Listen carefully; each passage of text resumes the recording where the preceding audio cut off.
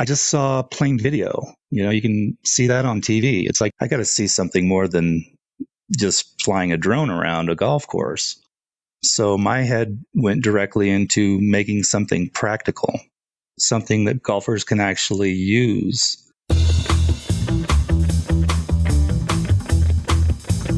You're listening to the Drone Radio Show podcast, the show about drones and the people who use them for business, fun, and research.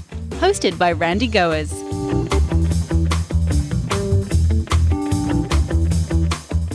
Hello, everyone. This is Randy Goers, and welcome to the Drone Radio Show podcast, episode 72. Can a drone make you a better golfer? If you ask that question of today's guest, he'd say not only can it make you a better golfer, but it can grow a golf course business. Dave Hovasse is founder of OhWowGolf, a Colorado Springs-based business that uses drones to create augmented reality representations of the standard golf yardage books. On this edition of the Drone Radio Show, we'll learn about OhWowGolf, how Dave is building a business around drones and augmented reality systems, and we'll also hear how OhWowGolf is supporting wounded veterans. When I interviewed Dave, he was at a golf course in the mountains, and we had a weak Wi-Fi connection. So at times the audio phased out. So in this episode, I provide a little context to compensate for the portions that couldn't be reproduced.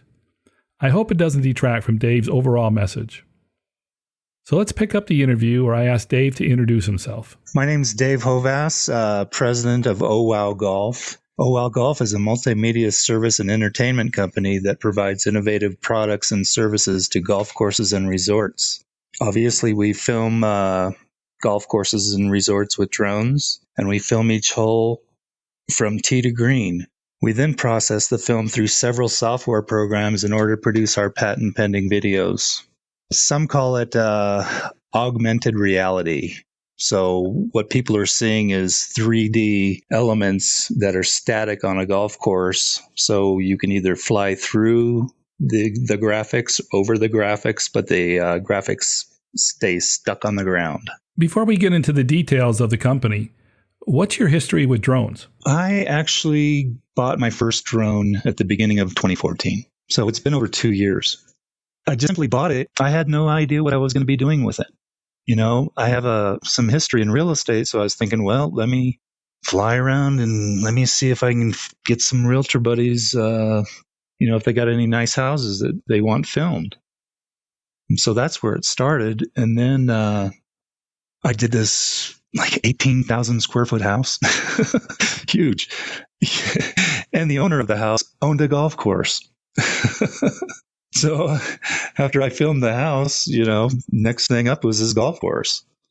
But I needed something to be more practical than just flying a drone around, because I knew it wasn't going to be long before the whole world was flying drones around. So, I started learning about graphics. I'm talking 18 hours a day learning about graphics. Where did the idea for OhWowGolf come from? I lived on a golf course, and I asked them, can I fly the drone around? And they said, sure, just don't bother anybody. So then once I started looking at the video, I just saw plain video. You can see that on TV. It's like, I got to see something more than just flying a drone around a golf course. So my head went directly into making something practical, something that golfers can actually use. As soon as I saw the video, I envisioned, I saw the yardage book, and it was like, I need to have everything in this yardage book on this video. Dave's idea was to bring value to golf courses and to golfers themselves. Yardage books have been around for a long time. They are among a golf club's best promotional tools. Guests enjoy them as a souvenir. Competitive golfers find them helpful in shot selection decisions. And tournament directors love them for the way they display the beauty of their courses. Typically, a yardage book contains shot distance info, location of hazards, how green breaks, and other data to inform golfers on how best to approach each hole. Dave's idea was to meld the beauty of 4K aerial footage with the data that golfers and clubs want to see. What we've done is we've taken the typical yardage book that you can pick up from most golf courses that shows all the hazards, yardage markers, and everything else. And we've developed this so it comes to life. I mean, you can be watching it at home before you go play around. You can be on each hole and play the hole before you play each hole. So literally, it's bringing a yardage book to life. And then on the other practical sides of it is, clubhouses play it in their clubhouse, gets a lot of oohs and ahs. Luxury resorts can play it in their hotel rooms to generate more business, a call to action video. So the practical uses of it are never ending. The process wasn't simple, and it took Dave several months before he perfected the technique and created OhWowGolf. Compounding the challenge was that Dave didn't have a background in 3D video graphics when he started, something he had to learn himself. I'm converting a flat 2D video into a 3D footage. Some people call it augmented reality. And augmented reality is easy to do if you just have a single JPEG or just one shot. You can put some graphics on it and it's just on one JPEG. But when you go to apply it to a video, it's pretty difficult. And having no experience in the video production area, it took a long time and a lot of trials and tribulations playing with all kinds of different software. A lot of companies have been trying to do it, and a lot of graphics people have told me that they didn't think it was possible. And I know companies from England have contacted me saying, oh my gosh, I was working with a company for a couple of years that have been trying to do this and they couldn't figure it out, so they just quit. How long does it take to do a video, typically? Well, it depends on what the golf course wants. Some want me to shoot all 18 holes. Some just want one hole for a promo for a golf course. It takes about 20 minutes to film each hole. The first step is, golf course, they tell me how much graphic they want on a video. And then I take it out to the golf course. I have to lay markers wherever they want graphics. And that's where it starts. And you include detailed graphic information on each green. Yeah, we break down each green. So what happens there, if a golf course doesn't have a PGA yardage book, which defines every break on the green, we have the head pros. We give them a printout of the green. And they draw arrows on, and we just convert it in our software. When you're getting ready to shoot a golf course, what are some of the things that you take into consideration? Our number one thing is safety. You will never see any people in our videos, and that's our number one concern. Usually on a golf course, you can't hold them up. So if they have tee times booked, they have them booked. You got problems with sun and clouds, so it's got to be a sunny day for it to turn out really well. But the key thing is no people in the footage. Is the time of day a major factor? Generally speaking, yes. If you go out too early, you've got the sun's too low and you're looking at drone shadows in your footage, or you're filming right into the sun. And, it doesn't matter what kind of filter you got on your camera. If it's going right into the sun, you're going to have issues. How many people does it take to shoot a course? Is this a one-man operation or do you need a crew? It's a one-man show to produce it on the videos. But it really takes, and it depends on how many holes the golf course wants done. Because one guy can go out there and do a golf course in 20 minutes, one hole. But if you're doing, the entire course, you need two guys because it's just too much work. How did you decide on the name OhWowGolf for the company? After about showing it to 20 or 30 PGA courses and high-end golf courses, every time they would see it, I'd hear, oh, wow. You watch this video and the guys behind the counter was like, oh, wow. So after a while, it was like, what a great name. Wow Golf. There you go. There you have it. So now it's OhWowGolf LLC. You've got the technology figured out and you have a demo posted on your webpage so people can see what's possible. What's the next steps for you? I'm personally waiting on 107. And we're also waiting for the micro drone amendment to go through. That was submitted in February to Congress and the House. The new micro drone rule is, if you got a drone that weighs less than 5 pounds, you follow these 5 rules and you don't have to do Part 107. So you've also done some promotional events for golf courses where you use a drone to hold a target so golfers could take a swing at. Can you tell us how that came about? The average golf course is closed 6 days a year in Colorado Springs. Last year, they were closed for 4 months. It was just frozen. So I was always thinking, it's like, well, okay, what can I do to generate some business for a golf course in the winter? So the idea, well, let me hang some targets from a drone and let's have some guys hit some golf balls at them. That started, and then I was like, Well, I'm a veteran. I want to support veterans, especially wounded veterans. So I came up with a fundraiser to support wounded veterans. So guys donate some money. They take some shots at targets hanging from a drone, and turned out to be a lot of fun. And then following the veterans, golf courses were like, well, we've got a bunch of tournaments coming in. Can you do it for them too? And it's like, sure, why not? Didn't you have to worry about someone knocking the drone out of the sky and potentially falling on someone? The drone is tethered to the ground. So there's only so much area that a drone can fly out of, and no people are allowed in that radius. So even if the drone lost its mind or somebody hit the drone's just going to fall to the ground and it can't fly outside that radius. How did that lead to your work with wounded vets? I was approached by a veterans committee once they saw what I was doing to put it on for a tournament. And the funny thing was an 18-hole tournament, but it started snowing. But guys were out there taking swings at golf balls, trying to hit targets hanging from the drone. But today you're doing something more than just special events to help vets. What we're doing now is, because I'm a former Marine, I'm getting ready to launch. I'm going to be hiring wounded veterans and veterans. I'm going to be bringing on one veteran in every major city in the country. And I have all this training material, and we're going to be training them how to film golf courses, how to put on fundraisers. And we're pretty excited about that.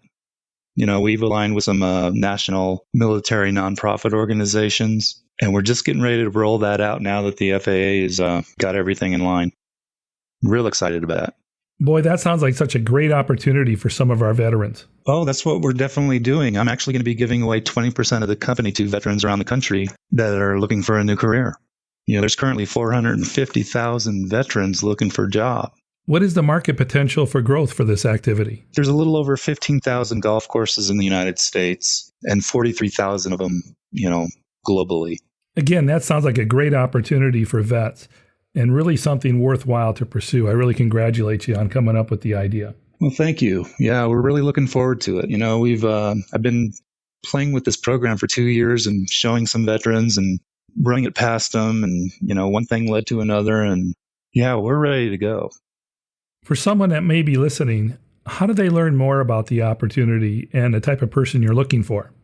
Well, we've got a lot of information on our website. And right now I actually have patents pending how a golf course is filmed. Because if you don't film it the way I'm showing you, the process cannot be completed. You got to fly it as, a certain miles per hour. You can't be over a certain height. So there's a lot of variables. And that's a funny story, because once I figured out how this augmented reality works utilizing a drone, I took it into a 5-star resort called the Broadmoor. The Broadmoor is hosting the U.S. Senior Open next summer in Colorado Springs. And I went in, I just walked in, showed them a video, and all of a sudden I had the head pro there, the general manager there, saying, "Oh my gosh, we've never seen anything like it." And, they were really excited about what they were seeing. And then the head pro, who was nationally recognized by all luxury golf courses, said, "Well, I hope you got this protected." Because at that point in time, I had no idea you can patent a video. I had absolutely no clue. And usually I'm pretty good with that stuff. And I always thought, well, you can't protect this kind of stuff. But once he said that, I, took it to some patent attorneys, and they're pretty black and white people. And they, they sit there, ask you 20, 30 questions, and then they get back to you a week later and saying, "You got something here." So to let the patent process begin. Based on what you've learned to date, what advice would you give to someone thinking about starting a new kind of drone-based business? Well, guys, when I looked at the drone industry back then and even today, I look at it as a niche. And I know there's a lot of drone guys out there and they're going after everything. They're going to do real estate. They're going to do this. They're going to do that. If you don't walk into, let's say you go into a construction company, well, you better have construction marketing material ready. You can't walk into a construction company with real estate. That's my advice to people. Once you build a niche, you can break down that niche into so many different areas. It's not even funny. So that's my advice. Grab one thing, get good at it, and see where it takes you.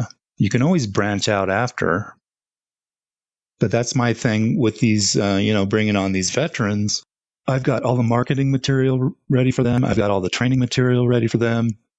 Everything is, join my team and you walk into a golf course, press a play button on a little tablet, and you've just blown that golf course's mind. These golfers, they're serious about golf. And they've never seen anything like this. None of them. I've gone into golf courses that already have flyovers of every hole, and they see my stuff and they want it. They just have to have it. So that's the exciting part about doing what I've put together. It's a lot of fun. What about someone that's interested in joining your team, but they're located in another city? Do they have to come to Colorado Springs, or can they learn remotely? No, I've got everything online. I've got, a bunch of training videos, and it's just step by step. If you've never flown a drone before, this is what you got to do. If you have flown a drone before, it'll be a lot easier. You stay at this height. I've got training videos of me being filmed while I'm filming. This is how it's done. And if you don't do it this way, it's not going to work. So once if you join my team, you're going to go out and shoot a little bit of video. You're going to put these markers down, follow my instructions, and it'll work. The bottom line is, if they don't do it, we can't produce it. I wish I could bring on more than 200 right now, and I will, because OhWowGolf is phase 1.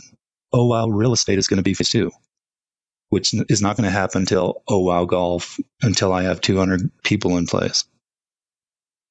And my big thing is that we're also looking for women, military spouses.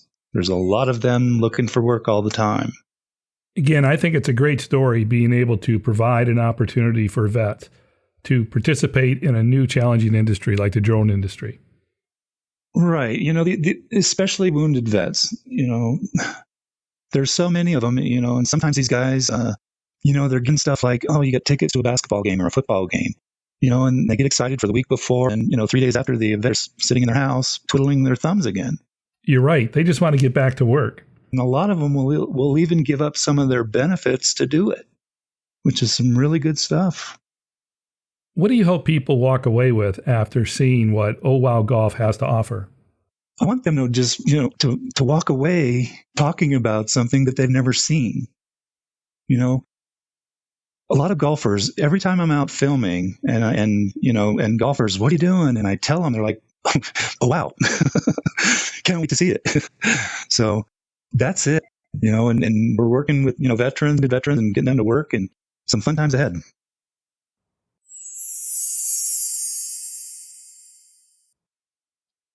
That's it for episode 72 of the Drone Radio Show. I hope you enjoyed hearing from Dave Hovasse of OhWowGolf and learning how drones can be used in the golf industry. I want to thank Dave for taking the time to speak with me. If you want more information on OhWowGolf or want to connect with Dave, especially if you're a vet, then check out their website at ohwowgolf.com. If you enjoyed this episode, please leave a positive review on iTunes. It really does help. And as always, I hope you'll listen to more episodes of the Drone Radio Show podcast to hear how others are using drones for business, fun, and research. For the Drone Radio Show, I'm Randy Gores.